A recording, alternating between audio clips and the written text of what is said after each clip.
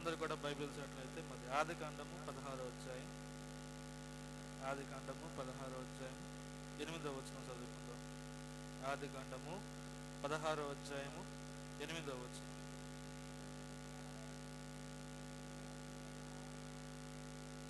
సారాయి దాసైన హాగరు, ఎక్కడి నుండి వచ్చితివి,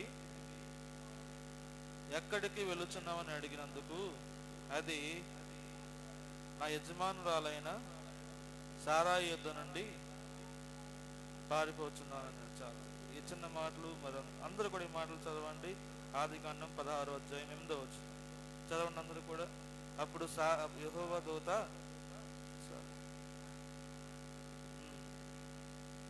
చూడండి, ఎక్కడి నుండి వచ్చితివి, ఎక్కడికి వెళుతావని అడిగినందుకు అది నా యజమానురాలైన సారా యుద్ధ నుండి పారిపోవచ్చున్నదని. చూడండి, ఇక్కడ మరి ఈ కథ అంతా మనకు తెలిసింది కదే. మరి ఈ కథ చెప్తే చాలా సమయం అయిపోద్ది. మరి దేవుడు మరి అబ్రహాంకి సారాకి వాగ్దానం చేస్తున్నప్పుడు మరి సారా తొందరపాటు నిర్ణయం తీసుకుని దేవుడు వాగ్దానం మీద నమ్మకం లేని స్థితిలో ఆమె ఏం చేస్తుందంటే మరి హాగరుని తీసుకొచ్చి నువ్వు అబ్రహాంతో వెళ్ళి నా కుమారుని కంటే అతని కుమారుడు నాకు కుమారుడుగా ఉంటాడని చెప్పి దాన్ని ఏమంటారు, దేవుడిని వాగ్దానాన్ని పక్కన పెట్టేసి సొంత నిర్ణయం తీసుకోవటం వల్ల మరి హాగరు కుమారుడు కలిగిన తర్వాత ఏమైందంటే మరి సారా ఏం చేస్తుందంటే మరి హాగర్ని హింసించడం మొదలుపెట్టింది. మాటల్లో, పనుల్లో, చేష్టల్లో హింసించడం మొదలు పెడితే ఇప్పుడు హాగరు అవన్నీ తట్టుకోలేక ఏం చేస్తుందంటే పారిపోతున్న సమయంలో యెహోవా దూత మరి హాగర్ కనపడి ఇక్కడ 2 ప్రశ్నలు హాగర్ని అడిగింది. చూడండి, ఏమడిగిందంట, సారాయి దాసైన హాగరు, ఎక్కడి నుండి వచ్చితివి, ఎక్కడికి వెళుచున్నావు. చాలు, ఈ 2 ప్రశ్నలు గుర్తుంచుకోండి. ఏంటంట, ఎక్కడి నుండి వచ్చితివి, ఎక్కడికి వెళ్తున్నావు. సాధారణంగా ప్రతి ఒక్క మనిషికి కూడా జవాబు లేని ప్రశ్నలు ఇవే. ఎక్కడి నుండి వచ్చారు, ఎక్కడికి వెళ్తున్నారు, ఎవరికి తెలియదు ఈ ప్రశ్న సమాధానం. ఈ లోకంలో ఉన్నవారంటే కొంతమంది అంటారు మనిషి కుక్క నుంచి వచ్చాడు, కోతి నుండి వచ్చాడు, మట్టి నుంచి వచ్చాడని ఏదేదో సమాధానం చెప్తారు, కానీ కరెక్ట్గా ఎక్కడి నుండి వచ్చారో ఎవరు కూడా చెప్పలేరు. అయితే ఎక్కడి నుండి వచ్చారో సమాధానం ఉంది, కానీ ఎక్కడికి వెళ్తారో సమాధానం ఎవరి దగ్గర కూడా లేదు. మనకు అర్థం కావాలంటే నేను ఒక ఊరు వెళ్తున్నాను అనుకోండి, సపోజ్ ఆనంద గారికి వచ్చి ఎక్కడికి వెళ్తున్నావమ్మా అంటే నేను బందరు వెళ్తున్నానని సమాధానం చెప్పగలను. తర్వాత మీరు చనిపోయిన తర్వాత ఎక్కడికి వెళ్తారంటే ఎవరి దగ్గర సమాధానం ఉంటుందా? ఎవరి దగ్గర సమాధానం లేదు. అంటే ప్రతి మనిషి కూడా ఎక్కడి నుండి వచ్చాడంటే ఏదో దాన్ని ఏమంటారంటే క్లారిటీ లేకపోయినా ఏదో సమాధానం. మన క్రైస్తవులు బైబిల్ ఉంది కాబట్టి మనిషి మట్టి నుండి వచ్చాడు, దేవుడు శ్వాస ఉండడం వల్ల మనిషికి ఊపిరి వచ్చిందని చెప్తాం. అలాగే కొంతమంది అన్ని మతస్థులు కూడా మరి అనేక రకాలుగా చెప్పుకుంటూ ఉంటారు. అయితే ఇప్పుడు మన ప్రశ్న ఏంటంటే ఎక్కడి నుండి వచ్చాము, ఇప్పుడు ఇంకేం అడిగాడు, ఎక్కడికి వెళ్తున్నాం. ఎక్కడి నుండి వచ్చారంటే సమాధానం ఉంది, కానీ ఎక్కడికి వెళ్తున్నాం అంటే సమాధానము ఏ మనిషి దగ్గర కూడా లేదు. అయితే మన క్రైస్తవుల దగ్గర సమాధానం ఉంది. ఏంటంటే అది దేవుడు నన్ను పుట్టించాడు, మళ్ళీ నేను ఎక్కడికి వెళ్తున్నాను. ఆ బస్సు నాకు సమాధానం ఎవరు చెప్పారు? యోబు అన్నాడు, ఏమన్నాడు, నేను తల్లి గర్భం నుండి నేను దిగంబరనై వచ్చాను, తర్వాత ఏంటంట నేను దిగనబో వెళ్ళిపోతాను, ఇచ్చేవాడు ఆయనే, తీసుకునేవాడు ఆయనే. దేవుడు మనల్ని నిర్మించాడు, మళ్ళీ మనం ఎక్కడికి వెళ్ళిపోవాలి చెప్పండి? దేవుని దగ్గరికి వెళ్ళిపోవాలి. ఒక గురి మన క్రైస్తవులకు ఉంది. సపోజ్ మనం పిల్లలు చదువుకున్నాను అనుకోండి, మన పుట్టక మునిపే మనం అన్నేసుకుంటాం కదా. ఏమనేసుకుంటాం చెప్పండి? నా కొడుకు కుమారుడు డాక్టర్ అయిపోవాలని. తర్వాత ఇందాక ఈ రబ్బుని ఏమన్నాడంటే నేను పెద్దన్నగా ఫెయిలైట్ అయిపోతానని అన్నాడు. అంటే ప్రతి ఒక్కరు కూడా గురి ఉంది. ఏం గురి అంటే మా కొడుకు కానీ, మా కూతురు కానీ, మా బంధువులు కానీ ఒక స్థాయిలో మాకు ఉండాలి అని ఒక గురి ప్రతి ఒక్కరికి ఉంది. అయితే మన క్రైస్తవులు కూడా గురి ఉంది. ఏ గురి అంటే నేను దేవుని దగ్గర నుంచి వచ్చాను, మళ్ళీ ఎక్కడికి వెళ్ళిపోవాలి, దేవుని దగ్గరికి వెళ్ళాలి. ఇక్కడ హాగర్ 2 ప్రశ్నలు అడిగింది. ఏం ప్రశ్నలు అంటే అది ఎక్కడి నుండి వచ్చావు, ఎక్కడికి ఎక్కడి నుండి వచ్చావంటే సమాధానం చెప్పింది, కానీ ఎక్కడికి వెళ్తున్నావంటే సమాధానము చెప్పలేక ఏం సమాధానం చెప్పింది చూడండి.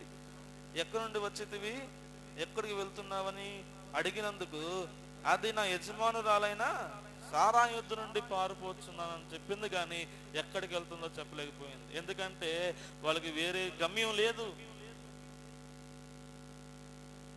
అయితే మన క్రైస్తవులకు గమ్యం ఉంది. ఏంటంటే అది, నేను దేవుని దగ్గరికి వచ్చాను, మళ్ళీ ఎక్కడికి వెళ్ళిపోవాలి?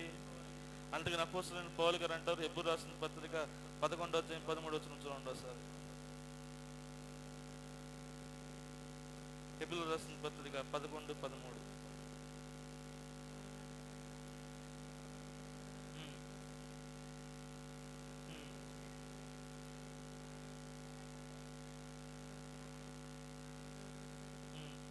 చూడండి ఏమంటున్నారు వాళ్ళు, మేమందరం కూడా భూమి మీద, చూడండి వాళ్ళందరూ ఏం ఒప్పుకున్నారంట, మేమందరం కూడా భూమి మీద ఎవరు అంట చెప్పండి, పరదేశులమని. తర్వాత ఏమని ఒప్పుకున్నారు వాళ్ళు? చూడండి, వారు ఏ దేశం నుండి వచ్చారో ఆ దేశంను జ్ఞాపకం ఉంచుకునే ఎడల, సారీ ఏది 11,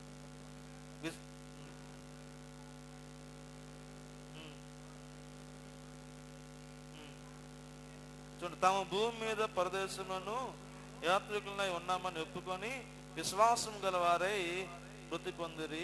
చదవండి, ఇలాగ చెప్పేవారు తమ స్వదేశంకి వెళుతున్నామని.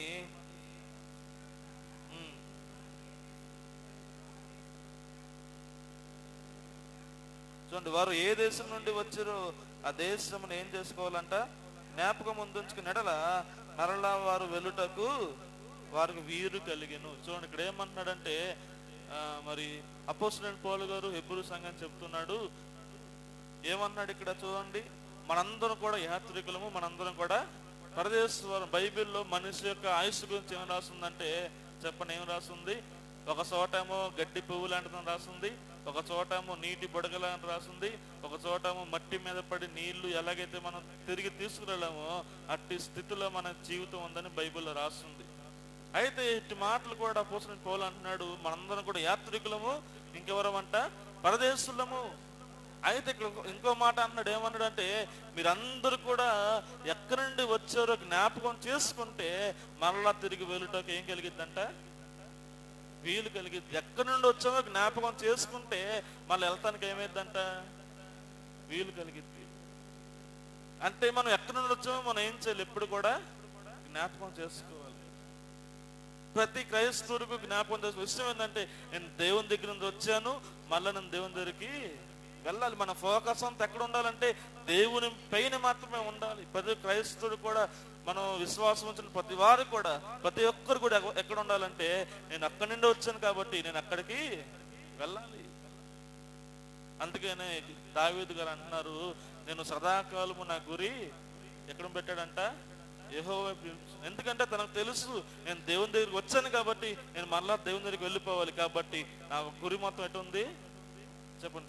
మాట చదవండి, కీర్తన గ్రంథం 16:8. 16వ కీర్తన 8.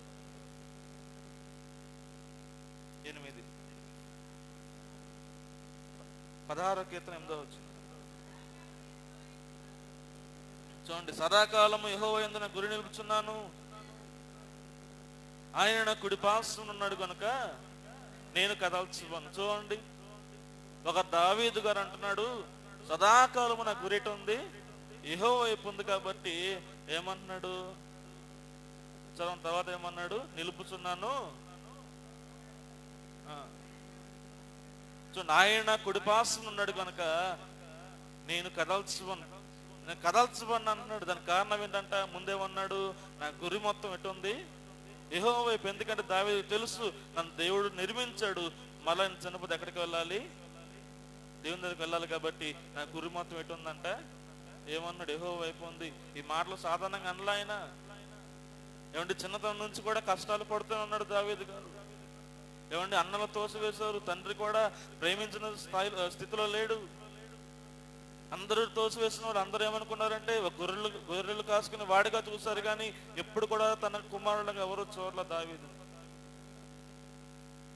తర్వాత రాజుగా అభిషేకించిన తర్వాత సౌలు గారు ఎన్నో చిత్రహింసలు పెట్టాడు, చంపడాన్ని చూశాడు. రాజు అయిన తర్వాత సౌలు చంపడాన్ని చూశాడు, అబ్షాలోం కూడా ఏం చేశాడు, చంపడాన్ని చూశాడు. ఎన్నో చిత్రహింసలు దావీదు అనుభవించాడు, ఎన్నో బాధలు, ఎన్నో కష్టాలు. అన్ని కష్టాలు బాధలు ఉన్నా సరే ఆయన చెప్పిన మాట ఏంటో తెలుసా, సదాకాలం నా గురిట ఉంది యెహోవా. ఎందుకంటే వీళ్ళు మనుషులు ఉంటారు పోతారు, కానీ నా గురి మాత్రం తప్పితే, నేను మాత్రం నా గురి తప్పితే ఏమైపోతాను, చెప్పండి, ఏమో చెప్పండి. కష్టాలు ఉంటాయి, పోతాయి. నా గురి మాత్రం తప్పతే ఎట్టిపోతాను నేను? చెప్పండి, ఎట్టిపోతాను? నరకానికి పోతాను. ఎందుకో తెలుసా? మనుషులకు భయపడి దేవుని విడిచిపెట్టకూడదండి. నా కొడుకు చంపేస్తాడు, లేదా నా మామ చంపేస్తాడు, నాకు ఎంతలో ఈ ఉద్యోగం, నాకు ఎంతలో రాజరేఖం అని దావీదు గారు అనుకుని ఉంటే ఈ రోజు దావీదు గారి గురించి మనం చదివే వాళ్ళం కాదు, అసలు ఆయన గురించి మనకు తెలిసేదే కాదు. ఆయన అన్న ఒకే ఒక మాట ఏంటో తెలుసా? సదాకాలం నా గురి ఆయన వైపు ఉంది కాబట్టి నేను మాత్రం ఏం చేయను, కదల్చను. ఇంకో మాట అంటాడు, కీర్తన గ్రంథం 3:5 చూడండి ఒకసారి. 5 చూడండి. యెహోవా నాకు ఆధారము. చూడండి, కావాలని నేను పండుకొని నిద్రపోయి మేలుకుందును. చూడండి, 10,000 మంది దండెత్తిన మీదకి వచ్చినా సరే, చూడండి ఏమన్నాడు అక్కడ? నేను భయపడ్ను, యెహోవా నాకు ఆధారం కాబట్టి. 10,000 మందిని దండెత్తి వచ్చినా ఏమోడంట, నేను భయపడ్ను. అది సామాన్య విషయం కాదు. ఎందుకో తెలుసా? నన్ను నిర్మించిన వాడు కొనుకడు, నిద్రపోడు. యెహోవా ఆజ్ఞ లేనిది ఎవరు కూడా మన కన్నురెప్ప కూడా తాకలేరంట. ఆయన తెలుసు, ఒక 10,000 మంది వచ్చినా సరే నా దేవుడు ఆజ్ఞ లేనిదే వాడు నన్ను ముట్టడు. అది విశ్వాసం అంటే అదే. ఆయన గురి మొత్తం దేవుని వైపు ఉంది కాబట్టి ఈ మాటలు అనగలిగాడండి. చూడండి, సౌలు గారు భయపడిపోతున్నారు, సైన్యాధికారి భయపడిపోతున్నారు, సైన్యం అంతా భయపడిపోతుంటే చిన్నోడలు ఏమన్నాడు చెప్పండి? ఏమన్నాడు? నేను వెళ్తాను, చంపేస్తాను అంటున్నాడు. ఎందుకై బాబు? సౌలు అంటాడు, అయినా బాబు నువ్వు వెళ్ళలేవరా, నువ్వు చంపలేవరా అంటే సౌలుకు చెప్తున్నాడు, అంటే ఇదో పెద్ద విషయం కాదు నాకు. ఒకసారి ఎలుగుబంటి వచ్చిందండి, గొర్రెలు కాసుకుంటే ఎలుగుబంటిని చంపాను. ఆ తర్వాత సింహం వచ్చిందండి, సింహాన్ని చంపేశాను. ఆ తర్వాత ఈడు కూడా అలాంటోడే, సింహానికి మించిన బలం లేదు, వీడికి ఎలుగుబంటి మించిన భయం లేదు, నేను జయిస్తానంటే. ఎలా జయిస్తారు అంటే, జీవం గెలిన దేవుని సైకి ముందు ఈ సున్నత లేని ఫిలిప్తీయుడు ఎంతటి వాడు. చూడండి, దేంతో పోల్చాడు? ఎందుకో తెలుసా? ఏమన్నాడు? సదాకాలం నా గురేటు ఉంది, యెహోవా వైపు ఉంది కాబట్టి. దేవుడు వాగ్దానం తెలుసా? దేవుని ఆశ్రయించే వారు ఎప్పుడు కూడా సిగ్గుపడరంట. ఎప్పుడు కూడా తలపెగెత్తే వారు ఉంటారు, కానీ తల కింద దించుకునే వారు ఉండరు. కాబట్టి మనం ఏం చేయాలంటే, మన ఫోకస్ మొత్తం ఎవరి మీద ఉండాలి? మన గురి మొత్తం దేవుని వైపు మాత్రమే ఉండాలి. మనం ఎటు నుంచి వచ్చామో అక్కడికి వెళ్ళాలి కాబట్టి ఆ విషయం ఏం చేయాలంట? జ్ఞాపకం చేసుకోండి అంటున్నాడు. ఏమంటున్నాడు? మీరు ఎక్కడి నుండి వచ్చారో జ్ఞాపకం చేసుకుంటే మరలా తిరిగి వెళ్ళటానికి ఏమైందంట? వీలు కలిగిద్దంట, దారి కాదు, వీలు. సాధారణంగా అడవుల్లో తప్పేమనుకోండి, అలా ఏం చేస్తారంటే, ఒకసారి డిస్కవర్లో చూపిస్తుంటారు, వాళ్ళు కొన్ని చెట్లు నరుక్కొని కొమ్మలు పాతుకుంటూ వెళ్ళిపోతారు వాళ్ళు. ఎందుకో తెలుసా? మళ్ళీ తిరిగి రావడానికి వీలుగా ఉంటుందని గుర్తులు పెట్టుకుంటూ ఉంటారు వాళ్ళు. కొంతమంది బిస్కెట్లు వేసుకుంటూ వెళ్ళిపోతూ ఉంటున్నారు. ఎందుకంటే మళ్ళీ తిరిగి రావడానికి వాడు బిస్కెట్లు చూసుకుంటూ వాళ్ళు ఏమవుతారు? తిరిగి వస్తారు. అలాగే ప్రతి మానవుడు కూడా గుర్తుంచుకోవాలి, నేను దేవుని దగ్గర వచ్చాను, మళ్ళా దేవుని దగ్గరికి నేను తిరిగి వెళ్ళాలి. ఆ విషయం ప్రతి మానవుడు మర్చిపోయి ఏమండి, దేవుణ్ణి పక్కన పెట్టేసి, దేవుని కార్యాలు పక్కన పెట్టేసి, దేవుని సన్నిధిని పక్కన పెట్టేసి దేనికోసమో ప్రయాసపడుతూ ఉంటారు. దేనికోసమై అంటే, దేనికోసం చెప్పండి? జానాడు కడుపు నింపుకోవడానికి ఎన్నెన్నో కోట్లు సంపాదించుకుంటారు, దేవుని మాత్రం పక్కన పెట్టేస్తూ ఉంటారు. కానీ బైబిల్లో చాలా మంది భక్తులు అన్నా చూడండి, వాళ్ళకి ఎంత ఆస్తిపాస్తులు ఉన్నా సరే అవన్నీ మాకొద్దు, మాకు దేవుడు అంటే చాలని శాసనం చెప్పారండి. చాలా మంది భక్తులు. చెప్పండి, సొలొమోను ఏమన్నాడు చెప్పండి? సొలొమోను ఏమన్నారు? దేవా, నేను చనిపోయే ముందు నాకు 2 కోరికలు ఉన్నాయ్యా. ఏం కోరికలు అంటే అవి? నాకు ఎక్కువైతే నేను దూషిస్తానేమో, తక్కువ దొంగనైపోతానేమో, నాకు ఏమి వద్దు, నాకు తినటానికి తిండి ఉంటే నాకు చాలు. ఇంకోటి అంటున్నాడు చూడండి, ప్రసంగి గ్రంథం 12వ అధ్యాయం చివరి వచనం చదవండి. ప్రసంగి గ్రంథం 12వ అధ్యాయం చివరి వచనం చూడండి. ఇదంతా వినిన తర్వాత తేలిన ఫలితార్థం మీదే. చూడండి, దేవుని యందు భయభక్తులు కలిగి ఉండేటయు, ఆయన కట్టడను అనుసరించి నడుచుకుంటాయు మానవ కోటికి విధి. చూడండి, ఎంతో సంపన్న సొలొమోను, తన ప్రతిదీ కూడా బంగారంతో నిర్మించిన సొలొమోను, ఎంతగానో ధనం కూర్చుకుని సంపాదించిన సొలొమోను అన్నాడు, ఇదంతయు చూసిన తర్వాత తేలిన ఫలితార్థం మీదే దేవుని యందు భయభక్తులు కలిగి ఉండి ఆయన కట్టలను నడుచుకుంటమే మానవ కోటికి విధి. ఇది తప్ప వేరే దిక్కు ఎవరిది లేదు. ప్రతి ఒక్కడు కూడా ఏం చేయాలంట చెప్పడు? ఏం చేయాలి? ప్రతి ఒక్కడు కూడా ఏం చేయాలి? దేవుని యందు భయభక్తులు కలిగి ఉండటమే. ఎంత సంపాదించుకున్నా ఏం చేసినా ప్రతి ఒక్కరు కూడా చెప్పే మాట ఏంటంటే ఇదేమీ పరలోకం తీసుకెళ్ళదు, ఒక్కటి మాత్రమే పరలోకం తీసుకెళ్తారు. అదేం తెలుసా? దేవుని యందు భయభక్తులు కలిగి ఉండటమే. చూడండి, ఎప్పుడైనా సరే ఈ ప్రపంచంలో ఎవరికైనా ఏదైనా రోగం వచ్చినా, కష్టం వచ్చినా, బాధ వచ్చినా సరే, వారికి ఎంతమంది ఉన్నా సరే చివరికి వచ్చేది మన చర్చిలుగా వస్తారు. వాళ్ళు ఏమంటారు తెలుసా? మా గురించి ప్రార్థన చేయండి అంటారంటారా? వాక్యం సెలవిస్తుంది ఏంటంట? ప్రతి మోకాలు వంగాలి, ప్రతి నాలుక తుదించాలి. వాళ్ళు ప్రార్థనకు మాత్రం రారు, కానీ కష్టం వచ్చినప్పుడు మాత్రం ఖచ్చితంగా పాస్టర్ గారు గుర్తుకొస్తారు. ఎవరికైనా అంతే, ఎక్కడైనా అంతే. ఎందుకంటే వారికే తెలుసు రక్షించేది మాత్రం అక్కడే ఆయన యేసుక్రీస్తు. కానీ వాళ్ళు ఏం చేస్తారంటే వాళ్ళని విడిచిపెట్టలేక, తాత ముత్తాతలండి బాధపడతారని విడిచిపెట్టలేక వాళ్ళు దూరం అయిపోతారు. కానీ ప్రతి ఒక్కరికి తెలుసు ఏంటో తెలుసా? నిజమైన రక్షకుడు అక్కడే ఆయన యేసుక్రీస్తు. కాబట్టి మన క్రైస్తవులకు ఏముండాలి?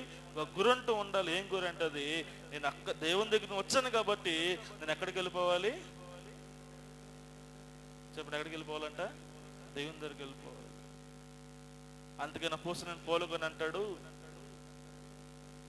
ఏమంటాడు తెలుసా? అపోస్తలుడైన పౌలు చూడండి మాట, ఫిలిప్పీ రాసిన పత్రికలో ఉంటుంది,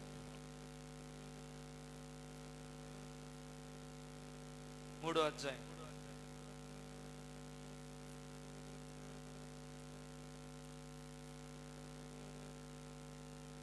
8 కాని చదువు. 3వ అధ్యాయం 8 కాని.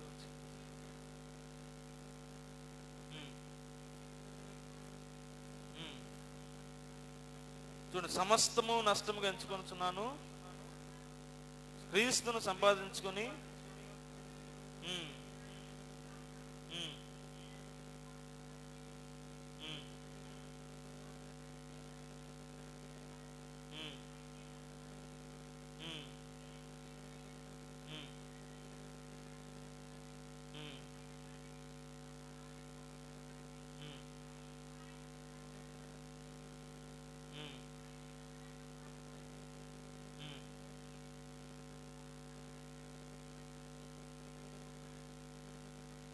ఏమన్నాడు అపోస్తలుడైన పౌలు గారు?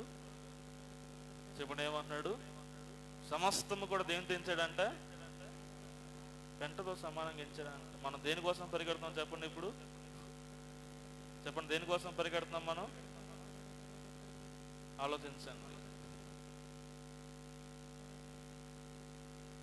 ఏమన్నాడు హాగారుతో? దేవుని దూత ఏమని అడిగింది హాగారుని? చెప్పండి, ఏమని అడిగింది? ఎక్కడి నుండి వచ్చితివి, ఎక్కడికి పోతున్నావు? ఈ ప్రశ్న ప్రతి ఒక్క క్రైస్తవుడికి ఈరోజు. ఎక్కడి నుండి వచ్చామంటే దేవుని దగ్గరికి వచ్చు. ఎక్కడికి వెళ్తున్నామంటే ఎక్కడికి వెళ్ళాలి? దేవుని దగ్గరికి వెళ్ళాలి. అక్కడికి వెళ్ళాలంటే సమస్తం ఎలా ఎంచుకోవాలంట? చెప్పండి, సమస్తం ఎలా ఎంచుకోవాలి? పెంటతో ఎంచుకోవాలి. మీరు అనుకోవచ్చు కదా, ఏమండి ఏం పని చేయకపోతే ఎట్లా అండి, ఎలా మేము పూజించుకోవాలి, ఎలా మేము మా పెళ్ళిళ్ళు చేయాలనుకోవచ్చు కదా. దేవుడు అంటున్నాడు, ఏమంటే చెప్పండి, ఏమి తిందామో, ఏమి త్రాగుదామో, ఏమి వేసుకుందామని ఎవరు ఆలోచిస్తారంట? ఎవరు ఆలోచిస్తారా మాటలు? అన్యజనులు ఆలోచిస్తారు. మీకేం కావాలో సమస్తం దేవుని తెలుసు. కాబట్టి మీరు దేన్ని ఎతకాలంట? ముందు దేవుని రాజ్యమును నీతిని వెదకుడి, అప్పుడు అవన్నీ మీకు అనుగ్రహించబడు. ఎన్ని మాటలు మనకు గుర్తుంటాయి, కానీ ప్రాక్టికల్గా మాత్రం ఎవరూ చేయలేరండి. వాక్యం మాత్రం చెప్పేస్తారు చెప్పండి, కానీ మన జీవితంలో ఏం చేయాలి? వాటిని చేస్తూ ఉండాలి. ప్రతి ఒక్క క్రైస్తవుడు కూడా గురి ఉంది ఏంటంటే, నేను దేవుని దగ్గరికి వచ్చాను కాబట్టి నేను మళ్ళీ ఎక్కడికి వెళ్ళిపోవాలి? దేవుని దగ్గరికి వెళ్ళాలి. కాబట్టి ఈ లోకంలో ఉన్నదంతా కూడా మాయే. అంతగా ఏమన్నాడు అక్కడ? మేమందరం కూడా యాత్రికులము, ఇంకేమన్నాడు? పరదేశులము. మేము ఎక్కడి నుండి వచ్చామో అక్కడికి వెళ్ళిపోవాలి. కాబట్టి ఎక్కడి నుండి వచ్చామో దాన్ని జ్ఞాపకం చేసుకోవాలంట. జ్ఞాపకం చేసుకోకపోతే మన దారి మనం తప్పిపోతాం, ఎక్కడికో మనం వెళ్ళిపోతాం. ఎక్కడికి వెళ్ళిపోతాం కూడా ఎవరికి తెలియదు. కాబట్టి ఏం చేయాలి? సదాకాలం నా గురి ఎట్టుందంట? యెహోవా వైపు నిలుచు. ఎన్ని కష్టాలు రావచ్చు, బాధలు రావచ్చు, ఇబ్బందులు రావచ్చు, ఇరుకులు రావచ్చు, నమ్ముట నీవులైతే నమ్మవానికి సమస్తము సాధ్యమే. విశ్వాసం ఉంటే చాలంటే దేవుడు సమస్తం చూసుకుంటాడు. మన ఆలోచన వ్యర్థం, మన తలంపులు వ్యర్థం. ఏదో ఏదో నేనే గొప్ప ఆలోచన పరుడని నువ్వు ఆలోచన చేసుకుంటూ ఏదేదో ప్లాన్లు చేసుకుంటూ ఉంటే ఆ ప్లాన్లన్నీ పనికిరావు. అందుకే పాట కూడా ఉందిగా, ఏం పాట చెప్పండి? ఎన్ని తలిచినా ఏం అడిగినా జరిగేది నీ చేత. నువ్వు ఎంత ఆలోచించినా, ఎంత నువ్వు గీసు గింగరాలు తిరిగినా సరే నువ్వు జరిగేది నీ ఆలోచన ఏమీ పనికిరాదు. అది మొత్తం దేవుడే చూసుకుంటాడు. అది బైబిల్లో కూడా మాట చూడండి, సామెతల గ్రంథం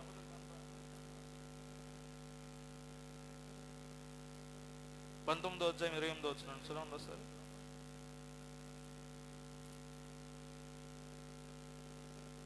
ఇరవై ఒకటి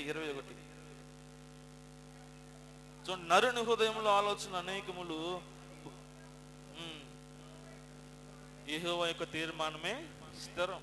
నరుని విషయంలో ఎన్నో ఆలోచనలు ఉంటాయంట, కానీ ఏమి స్థిరం అవుతాయి అంట? చెప్పండి, ఏం స్థిరం అవుతాయి? యెహోవా తీర్మానమే. అందుకనే రోమీయులకు రాసిన పత్రికలు అంటాడు, ఎలా అర్పించుకోవాలంటే మనల్ని మనమే సజీవయంగా ఏం చేయాలి? దేవునికి సమర్పించుకుంటే సమస్తం మనకేం కావాలో సమస్తం దేవుడు ఏం చేస్తాడు? చూసుకుంటాడు. చూడండి, దేవుడు అంటాడు అడవి పువ్వులు కూడా అందంగా ఉన్నాయంట, వాటి అందం కూడా సొలొమోనుకి లేదంట.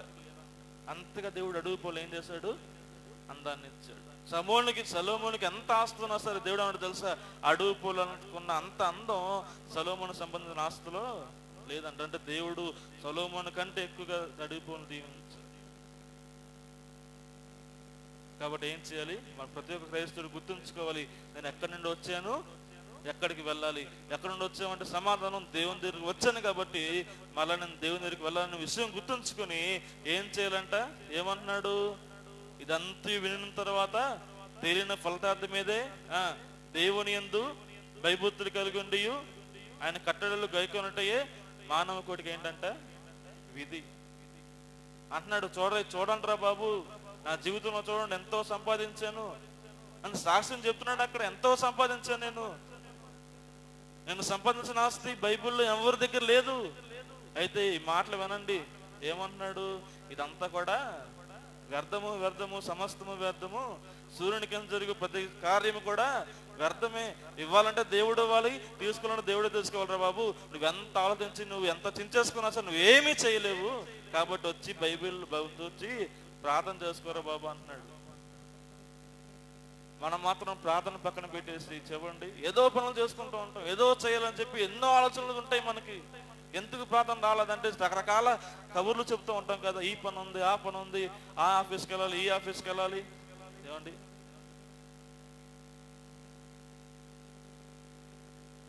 అనుకోవచ్చు కదా, నేను చాలా ప్రార్థన చేస్తున్నాను, చాలా బాగా పాటలు పాడుకుంటున్నాను, నేను పరలోకం వెళ్ళిపోతానంటే నువ్వు గురి తప్పితే పరలోకం వెళ్ళవు. బైబిల్ కాలేజ్లో ఒకటే ప్రశ్న అడుగుతారు, పాపం అంటే ఏంటంటే దానికి సూటైన సమాధానం ఏంటంటే గురి తప్పటమే పాపం అంట. చెప్పండి, పాపం అంటే ఏంటి? గురి తప్పటమే. ఏ గురి అంటే సదాకాలం నా గురి ఎటు ఉండాలి, గురి తప్పితే ఏమైంది? చేసినంది చేసి అయ్యో రాబో బాబు అంటే పనికొస్తుందా ప్రార్థన? ముందుండాలి బుద్ధి. మొత్తం చేసేసిన తర్వాత మొత్తం మునిగిపోయిన తర్వాత వచ్చి ఉపవాసం నుండి కన్నీరు కాస్త ఏం సమాధానం లేదు దానికి. ఇశ్రాయేలు ప్రజలు ఎంతకన్నా పాపాలు చేసి వారికి దేవతలను ఏర్పాటు చేసుకుని వారు ఎంతెంత అహరోనికి ఇచ్చి బంగారం మొత్తం కాల్చుకుని దూడం చేసుకుని అంత పాపం అంతా నెత్తి మీద వేసుకుని ఏమన్నారు అంటే ఇప్పుడు వచ్చి ఏమన్నారు? ఏమని ప్రార్థన చేస్తున్నారు వాళ్ళు? కష్టం వచ్చింది బాబు అని ప్రార్థన చేస్తుంటే దేవుడు ఏం సమాధానం చూడండి. యెషయా గ్రంథం 1వ అధ్యాయం 16వ వచనం.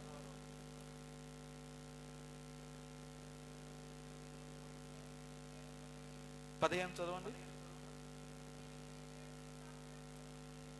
చూడండి, మీరు మీ చేతులు దాచినప్పుడు మిమ్మల్ని చూడక మీరు బహుగా ప్రార్థన చేసినాను, నేను వినను. ఎందుకు వింటాడు దేవుడు? చేసి పాపాలు చేసుకుంటూ వెళ్ళిపోయి తప్పులు చేసుకుంటూ వెళ్ళిపోయి దేవుని పక్కన పెట్టేసి ఎటోటో తిరిగి చేసి మొత్తం పాపం అంతా మీదేసుకుని మరి వచ్చేసి అయ్యా అంటే దేవుడు వింటాడా? ఆలోచించండి. దేవుడు అనుకోవచ్చు కదా, నా అప్పుల బాధలు ఎప్పుడు తీరుతాయి, లేదా నా సమస్యలు ఎప్పుడు తీరుతాయి అనుకోవచ్చు. నువ్వు ఎప్పుడైతే వంగి ప్రార్థన చేస్తావు అప్పుడు తప్ప నువ్వేం చేసినా గీసుకెళ్ళాలి చెప్పినా ఇది నీకున్న సమస్యలు బాబు వచ్చి ప్రార్థన చేసుకో. ఖాళీ ఉన్నప్పుడు వస్తాలండి అంటారు, ఖాళీ లేనప్పుడే రావాలి ప్రార్థనకి. ఖాళీ ఉన్నప్పుడు ఎవరైనా చేసుకుంటారు, కానీ ఖాళీ ఉన్నప్పుడు వచ్చి చేసే ప్రార్థన నిజమైన ప్రార్థన. ఏదో ఖాళీ ఉన్నప్పుడు, ఏమండి, ఎవరు లేనప్పుడు, బోరు కొట్టినప్పుడు కొంతమంది బైబిల్ తెస్తారు. అది కూడా నిజమైన భక్తి కాదు. ఖాళీ ఉన్నప్పుడు ప్రార్థనకు వచ్చానండి, ప్రార్థన చేసుకుంటాను అంటారు, అది కూడా నిజమైన ప్రార్థన కాదండి. ఖాళీలో ప్రార్థన గుర్తుకొస్తారు నీకు.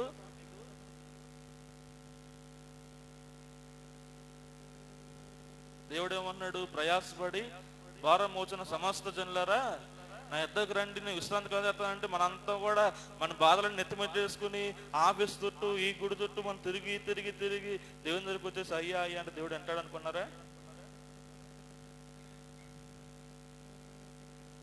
ప్రార్థనతోనే మనం జయించాలండి. దీనివల్ల కాదు. ఏమన్నాడు? నరుని హృదయంలో ఆలోచన అనేకములు కానీ యెహోవా తీర్మానమే స్థిరం అంటాడు. ఏదో ఆలోచించుకుంటే ఆలోచన మొత్తం వద్దవే. ఇప్పుడైనా సరే మారు మనసు పొంది ప్రార్థన చేసుకో అన్నాడు.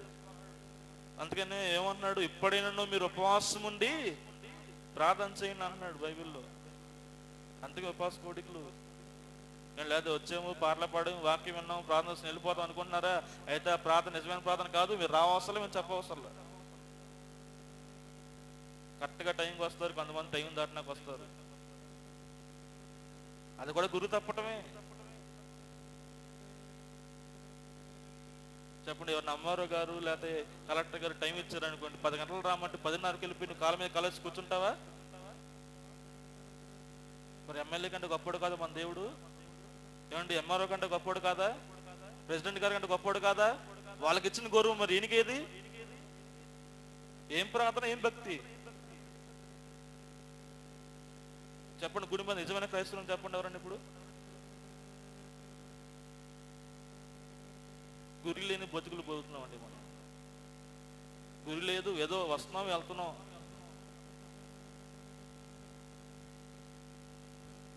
ఏమన్నాడు? ఏమడిగాడు దేవదూత? ఎక్కడి నుండి వచ్చావు, ఎక్కడికి వెళ్తున్నావు? అదే మన ప్రశ్న, మనకు అదే ఈరోజు. ఎక్కడి నుండి వచ్చామంటే దేవుని దగ్గరికి వచ్చి. ఎక్కడికి వెళ్తున్నామంటే ప్రార్థన మాత్రం రాకుండా ఎక్కడికొరకు తిరుగుతూ ఉంటాం మనం. చెప్పండి, ఏమన్నా నిజమే కదా? కరోనా టైంలో ఒక ఆటోలో 10 మంది ఎక్కడికెక్కడికో మీరు కోతకి వెళ్ళారు, ప్రార్థన రాయమంటే ఎవరన్నా వచ్చారా? ఆటోలో ఇరుక్కుని వెళ్తారు. మళ్ళీ ఆటో మొత్తం మునిగిపోయి ఎక్కడ ఒగ్గిపోద్దాం ఆటోని భయపడరు. మళ్ళీ ఇరుక్కుని వెళ్తారు. కానీ ప్రార్థనకి సోషల్ డిస్టెన్స్ ఉందరా బాబు, కుర్చీల్లో కూర్చుంటారు అంటే అమ్మో నా భయం అండి. కరోనా ఏం భక్తి అది?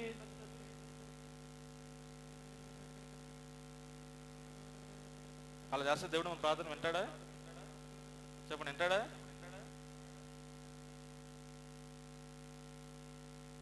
గురి కలిగిన బతుకులు మనం బతకాలి. గురి ఏంటి చెప్పండి? నా గురి అంతా యెహోవా ఉంది. నా కష్టాలు బాధలు అన్నీ ఉంటాయి, ఇవి సహజమే. నువ్వు ఆటికి భయపడిపోయి దేవుని దూరం అయిపోతే అసలు కష్టాలు అక్కడ మొదలవుతాయి. ఏం కష్టాలు చెప్పండి? అగ్ని ఆరదు, పురుగు సామదు. ఇక్కడ అంటే ఒక మాట అంటారు, ఏమండి, కష్టం వస్తుంది, బాధ వస్తుంది. క్రైస్తవులు అయ్యాను, ఏమండి, బాధను చూసుకున్న బండి బాధలు అని చెప్పి పారిపోతారు. కొంతమంది చూశారు, వాళ్ళందరూ కూడా అక్కడ పడాల్సిందే నరకంలో. అందుకని అపోస్తలులు ఏమంటుందండి? శ్రమ మాత్రముండు ఈ చులకన శ్రమ దానికంటే అంతకంతకు ఎక్కువైన మహింభారం నాకేం చేస్తుందంట, కలిగిస్తుంది అంటున్నాడు. అంటే ఈ శ్రమలో అసలు శ్రమలే కాదన్నాడు అపోస్తలులైన పౌలు. అసలు అపోస్తలులైన పౌలు శ్రమలు లేవంటారా? చెప్పండి, లేవంటారా? కొట్టారండి, కొనవూపుడుతో ఉన్నాడండి, జైల్లో పెట్టారండి, పిడిగుద్దులు గుద్దారండి. అని ఏమంటే తెలుసా? ఈ శ్రమలు నాకు శ్రమలే కావు. ఈ శ్రమలు భయపడిపోతే అక్కడ శ్రమలు పడాలి నేను. ఈ కష్టాలు భయపడిపోయి పారిపోతున్నావు చూడండి, ఇక్కడ పారిపోతావు, ఇక్కడ సుఖంగా ఉంటావు. కానీ నువ్వు చనిపోయిన తర్వాత ఎక్కడికి వెళ్తావు చెప్పు? ఎక్కడికి వెళ్తావు? నువ్వు తప్పించుకోగలవా? దావీదేమంటున్నాడు? ఆకాశంకి వెళ్తావు, నువ్వు ఎక్కడ ఉన్నావు? పాతాళంకి వెళ్తావు, నువ్వు ఎక్కడ ఉన్నావు? ఎటు పారిపోవాలి? నేను ఎటు పారిపోలేను, వచ్చి ప్రార్థన చేయటమే అన్నాడు. అనలేదు. ఏమన్నాడు? ఆకాశంకి వెళ్తే నువ్వు ఎక్కడ ఉన్నావు? చూడండి, 139 కీర్తన చదవండి. 139 కీర్తన.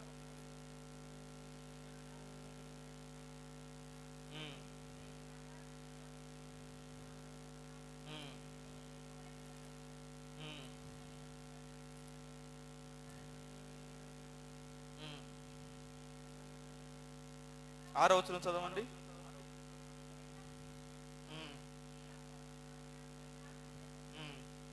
నీ ఆత్మ ఎద్దు నుండి నేను ఎక్కడికి పోదును, నీ సన్నిధి నుండి నేను ఎక్కడికి పారిపోదును. ఎక్కడ పారిపోతావు నువ్వు చెప్పండి?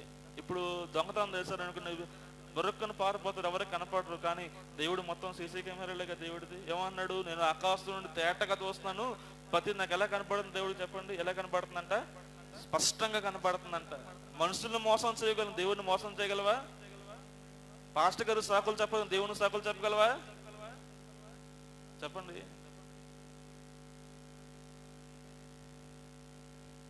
ఎలా జీవిస్తున్నాము? గురి తప్పేసి పాపమంతా మూట కట్టేసుకుని వచ్చేసి ఏడుస్తే ప్రయోజనం లేదు.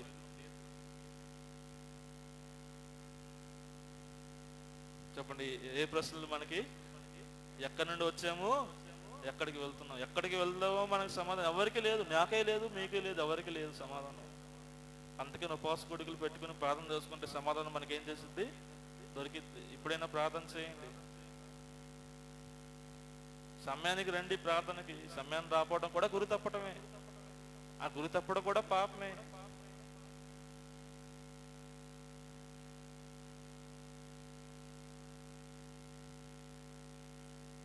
కాబట్టి ఏం చేయాలి చెప్పండి? ఎలా ఉండాలి మనం? ఎలా ఏం కలిగి ఉండాలి మనం?